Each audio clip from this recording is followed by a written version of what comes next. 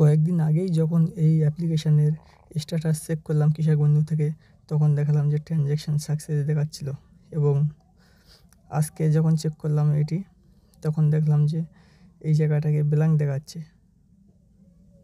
Transaction success আর দেখাচ্ছে না। যে 2023 সালে যে টাকাটি ঢুকেছিল ট্রানজ্যাকশান সাকসেস দেখাচ্ছিল, এবং নতুন করে টাকা ঢোকার জন্য অ্যাপ্লিকেশনের ভিতরে স্ট্যাটাসে বিভিন্ন রকম আপডেট দেখাচ্ছে। এখানে দেখুন, এখানে ব্ল্যাঙ্ক অপশান শো হয়ে গিয়েছে ট্রানজ্যাকশান। এখানে দেখুন কেমনভাবে চেক করবেন, এটাকে দেখিয়ে দিচ্ছি, আপনারাও চেক করে নেবেন।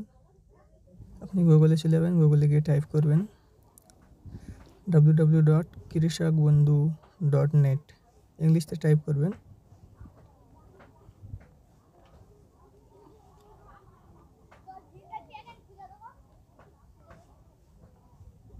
তাহলে ডাইরেক্ট অফিসিয়াল ওয়েবসাইটে প্রবেশ করবে,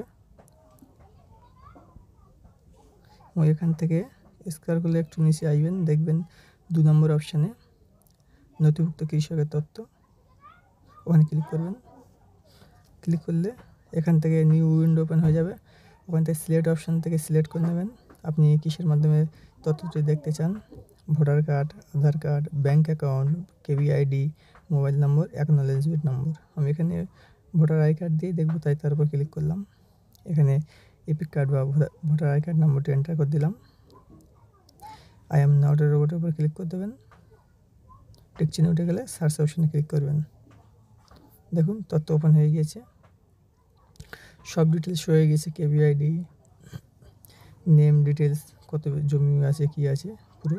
তাছাড়াও লাস্টের দিকে দেখেন ট্রানজ্যাকশান এখানে ব্ল্যাঙ্ক হয়ে গেছে, সাদা হয়ে গেছে। যে কয়েকদিন ট্রানজ্যাকশান এখানে ব্ল্যাঙ্ক হয়ে গেছে, মানে বুঝতে পারবেন যে আপনার কৃষক বন্ধু স্ট্যাটাস ও অফিসিয়ালিভাবে আপডেট করা হচ্ছে, টাকা মারার জন্য প্রস্তুত হচ্ছে। Thank you.